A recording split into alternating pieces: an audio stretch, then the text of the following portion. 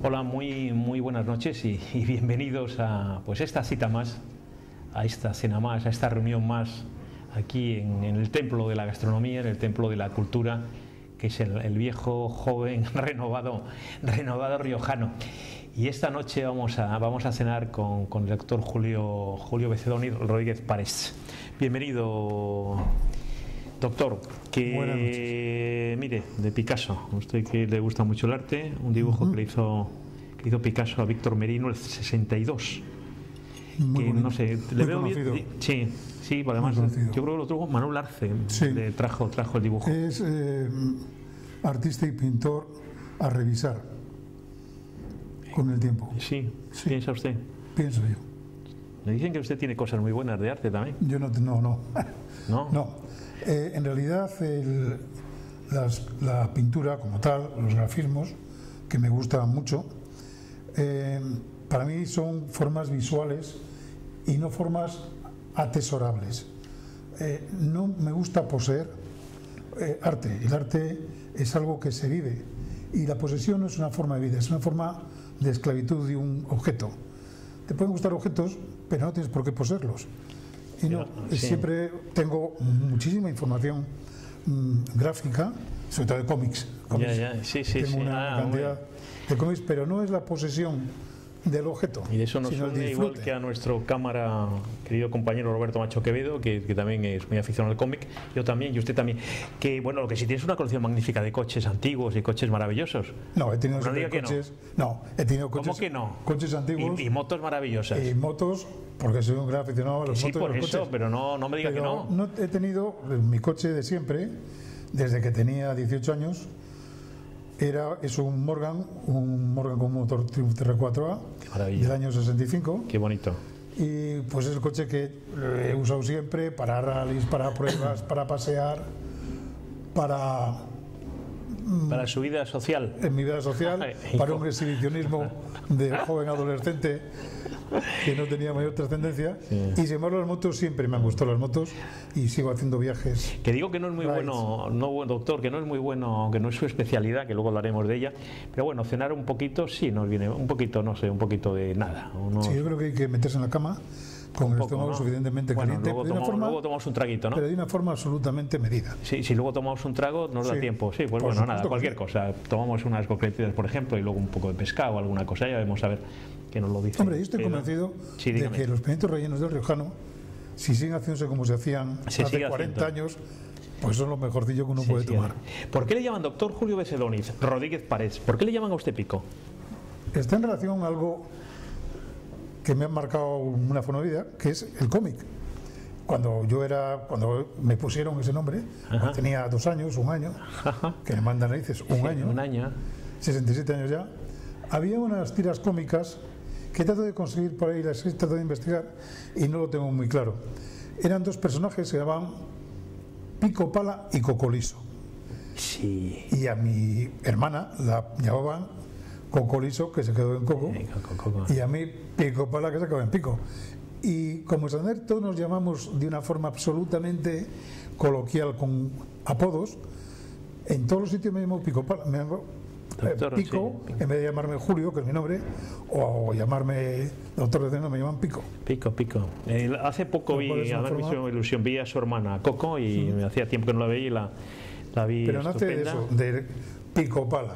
Sí, digo que vi a su hermana, que me hizo ilusión ver a su hermana. Su especialidad es traumatólogo, traumatólogo, incluso está con nosotros en la Asociación de la Prensa. Y a mí me ha hecho una operación, además lo hablaba antes con Roberto, que me costaba mucho sentarme en las cenas del riojano. Llevamos 130 y tantas cenas, yo creo que 133 invitados, pues 130 y varias cenas. Y usted me ha hecho un auténtico milagro, y insisto, ahora cuando estaba aquí, Roberto es testigo de mis tristezas y mis dolores. Y luego me hizo una operación hace 2 años, creo, y fue perfecto, una técnica maravillosa. Le tengo que agradecer eternamente, doctor Becedoni, una técnica estupenda, ¿no? No hay milagros. Es tecnología cruda, pura y dura. Una evolución de 40 años trabajando en hospitales, concretamente en Valdecilla, hace que tengamos una cierta progresión, que es la idea básica. si te vas quedando y no progresas en una situación, podrás hacer las cosas muy bien como se hacían en un momento. Por ejemplo, las técnicas que teníamos hace 10 años, bueno, nos garantizaban menos dolor, cierta movilidad, índices altos de éxito, eficiencia a veces, pero siempre quedaban situaciones que no te parecía que es lo que decía la propaganda cuando te decían esta prótesis es maravillosa. Sí, sí, sí. No, se veas que no.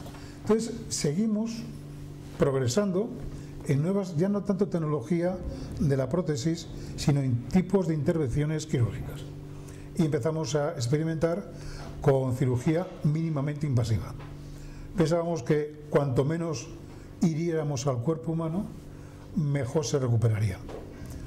Con la evolución del tiempo hemos llegado a una técnica que se llama una técnica mínimamente invasiva de cadera, en la cual no cortamos músculo, solo cortamos fascias que no tienen... No me dé muchos detalles, que yo me desmayo, después de la operación me puedo desmayar. Pero tengo que decirlo. Sí, sí. Apenas cortas algo que puede afectarte para la cicatrización posterior. Con lo cual, a los 3 días estás en casa, a los 2 días estás andando, al mes no llevas bastones y no cojeas. Pero todo eso es tecnología.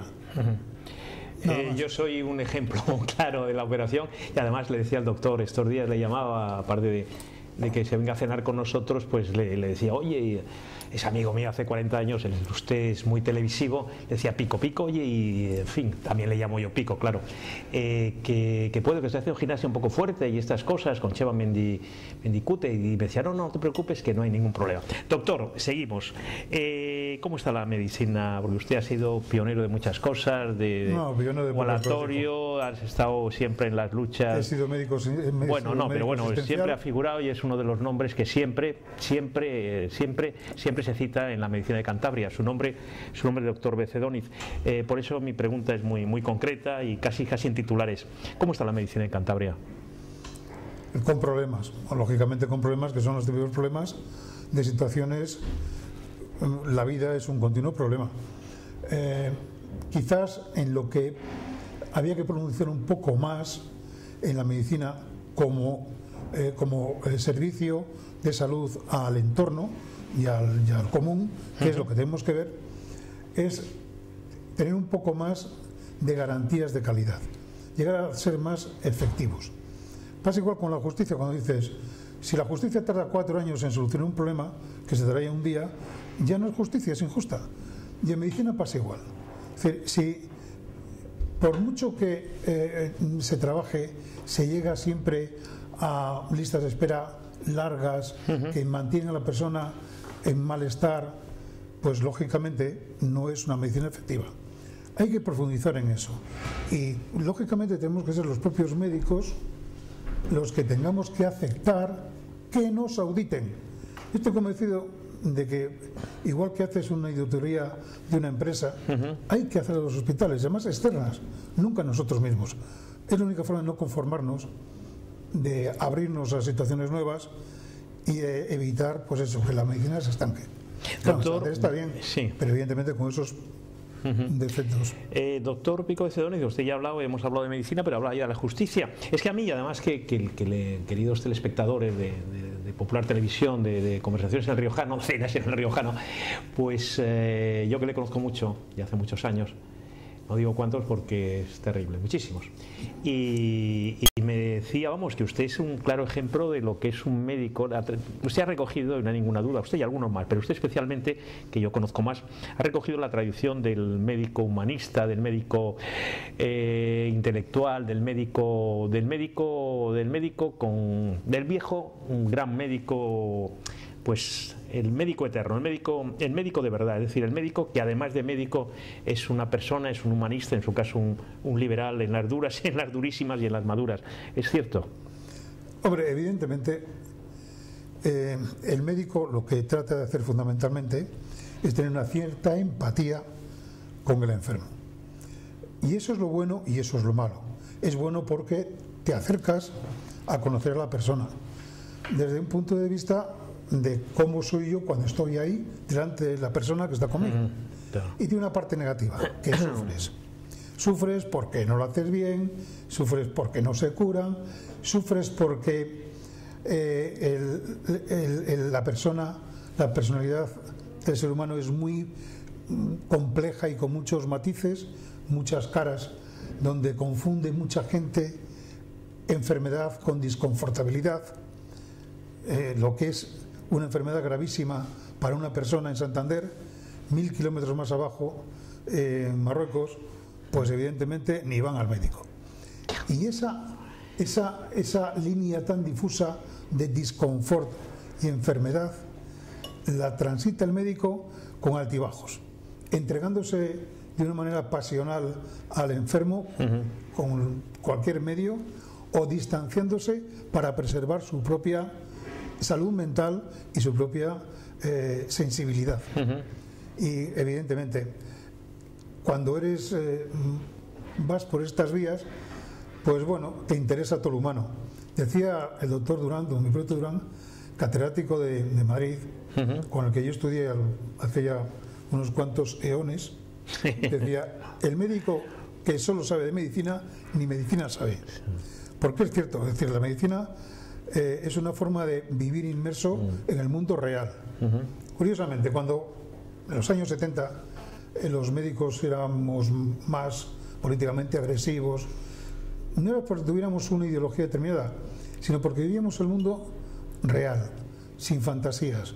Veíamos la muerte, los conflictos, las frustraciones, el mundo futuro que venía, éramos jóvenes y grados, pero porque vivíamos inmersos, como decía Mao Zedong, hay que estar metido en el pueblo con el pez en el agua. No me cite a Mao Zedong, a Mao Zedong, que le llaman ahora Mao Zedong, que hablamos del velo rojo y son unas épocas complicadas, que mató a 10 millones de chinos. Como muchísimos seres humanos. Sí, bueno, hombre, yo no sé, algunos sí, pero 100 millones son muchos. Es que en ese sentido, Federico, quería decir que no es que haya gente esencialmente mala, que la hay, sino que el conjunto de la humanidad utiliza como chivo expiatorio de sus ansias a personajes que crecen en esa situación, y da igual que sea tan demencial como la Rusia leninista, que fue, o stalinista fundamentalmente, que fue absolutamente horrorosa, sino la época de Mao Zedong o la época de Adolf Hitler. Es decir, ¿por qué 40 millones de alemanes votaron a Hitler? ¿No lo entendías? Bueno, se entiende mucho mejor cuando lees a Freud, médico. Claro. Doctor, que le digo que bueno, que usted, que aparte de eso sigue usted, me consta, usted es una persona que le gusta, hablaba, que va a cenar con nosotros Roberto Macho Quevedo, pues hablaba de cine con Roberto Macho Quevedo. Siempre recomiendo las intervenciones en televisión de Roberto, sus análisis de las películas magníficos y con gran acierto, como siempre. Usted lee mucho, quiero decir, por eso le decía lo humanista. Pero yo quiero que me hable porque me ha hecho ilusión, porque cuando me ha citado el riojano y hablaba de hablaba de los pimientos rellenos. Claro que usted casi, no digo fundador, pero usted ha venido mucho al riojano con sus novias de aquella época. Bueno, ha venido mucho. Ahora le hablaré de otro personaje que está muy cerca aquí, está siempre con nosotros, pero está muy cerca también de aquí, que el río La Pila, usted conoce muy bien el riojano, el río La Pila, todo aquel ambiente de los felices y dorados 60, ¿no, doctor? Mitificados. Pero como toda... Yo lo viví con usted, muchas aventuras, muchas cosas. Mitificados porque éramos jóvenes, airados, y teníamos la ideología del artista adolescente. Y todo eso nos llevaba a ser contraculturales dentro de una cultura. Estamos todavía metidos en el rollo de si éramos apocalípticos o éramos integrados en la cultura de masas, y estamos todavía en una situación en la que nos importaba más unos pantalones vaqueros Lee comprados en la cuesta del hospital, a un precio módico, en Lera. Me era más importante para nosotros eso y salir con alguna francesilla de las muchísimas chicas que venían en verano, que otra serie de cosas. Y todo eso marcaba. Doctor, pero hay otra cosa que yo le digo, pero bueno, hemos crecido, porque y contracultura ya, ahora los Beatles no son contracultura. Quiero decir que nosotros, lo que para nosotros era contracultura, o para la gente adulta, son clásicos ahora, ¿no? Integrados totalmente. De música, pues Bob Dylan, por ejemplo, los Beatles, los mismos Rolling Stones. Bob Dylan sigue siendo un individuo Umbral, que empezamos a leer a Francisco Umbral, por citar un poco cursi. Un poco cursi, sí, pero bueno, es un clásico. Pero ahora en un articulista. Bob Dylan actualmente es de los, no sé cómo todavía no le han dado el premio Nobel de literatura. Bob Dylan es una persona absolutamente llena de la historia de la humanidad.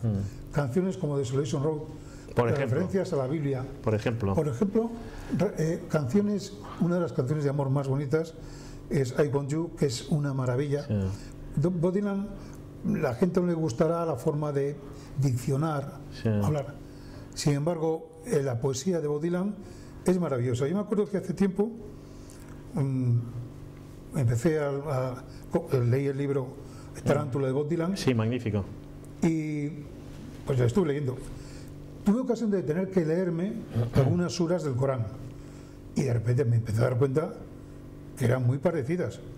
Eran interpretables, como todo lo que es interpretable. Perdone que le interrumpa, usted sabe que es judío, pero que ha abrazado de una manera verdaderamente prodigiosa y magnífica y muy fervorosa el catolicismo.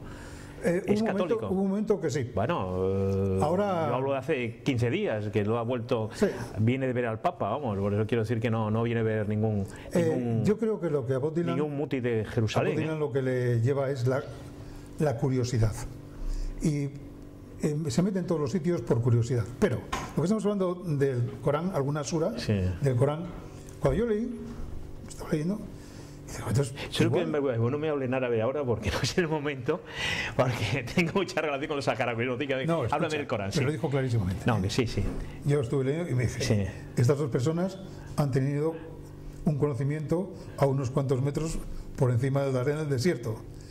No sé si por alguna razón espiritual o por algo más, sí, puramente material. Doctor Julio Becedoniz, vamos a ver, mire lo que hay arriba. Un cuadro de uno de sus mejores amigos. Me consta además cuando Ramón Calderón, hermano de Juan Carlos Calderón y de Fernando, se puso enfermo la última vez, pues llamó, no tenía nada porque era bohemio y ha tenido todo y no tenía nada en ese momento, y llamó al doctor Julio Becedoniz, a Pico Becedoniz, pues para que lo fuese a buscar y en fin. Bueno, ¿qué puede decir de los Calderones, de su amigo, de su gran amigo, sí, Ramón Calderón? Bueno, Ramón era un personaje genial. Personaje fundamentalmente porque hay una cosa curiosa, hay gente que se siente su propia realidad.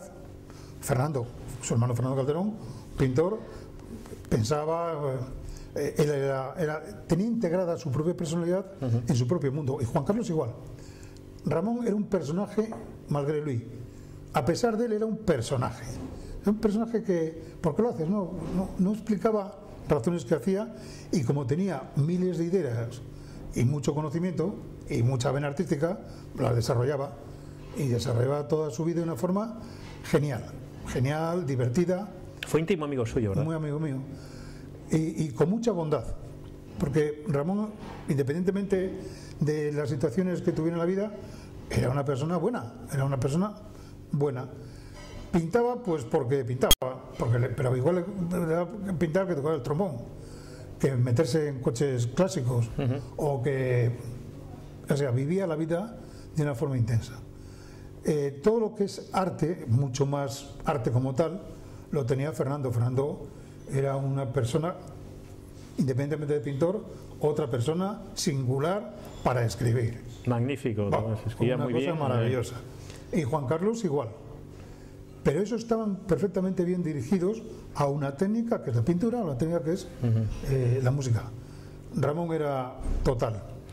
Creo recordar, queridos telespectadores, que por ejemplo estaba en Colombia y me mandó, no lo olvidaré nunca y la conservo en casa, hecho por él, un dibujo, una maravilla, una felicitación navideña, divertidísima, pues un poco el río La Pila, el Drin, una cosa con una caricatura de Antonio Diego La Colina, que también ha muerto, y de algún otro amigo, y no voy a seguir hablando de muertos, aunque esté al lado de un doctor que hablaba también con mucha facilidad de la muerte. Terrible.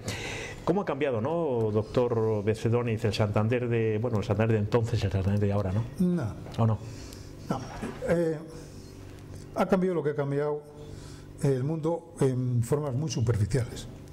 En el fondo, Santander es una ciudad determinada, con muy poca movilidad de personas, poca inmigración, buena estabilización, una calidad de vida conocida y tal.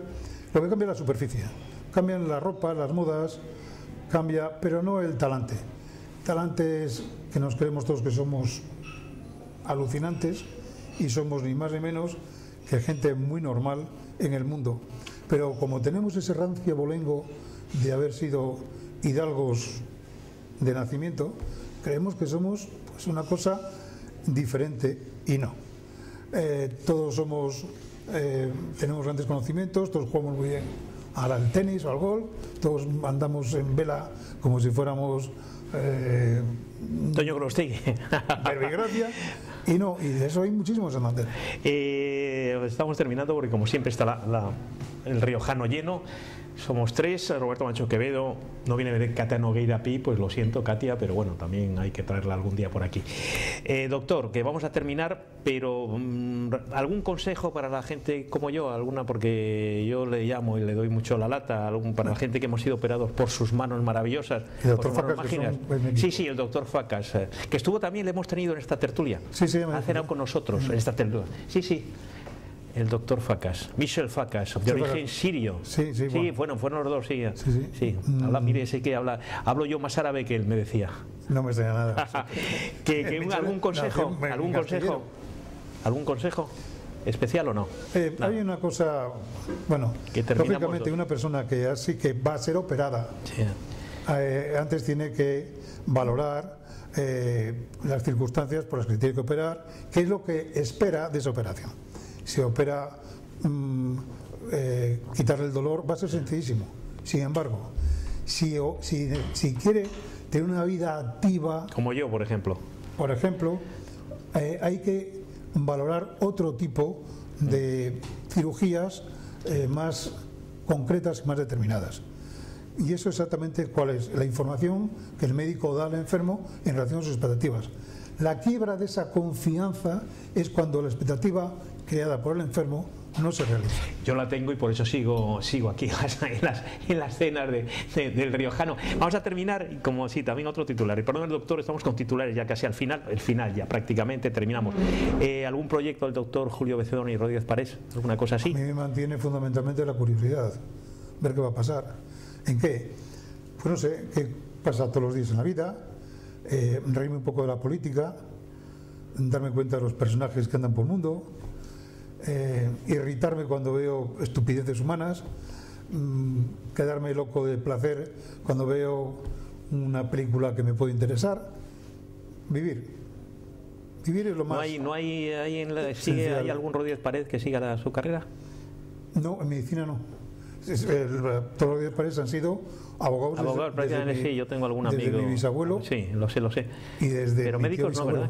Médicos no. Su padre fue médico, mi padre era médico. Sí, magnífico médico. Además, tu abuelo también. También era médico. Sí, por eso pregunto. Sí, por parte de mi padre y mi madre tengo abogados por una parte, 3 generaciones, y médicos por una parte, 3 generaciones.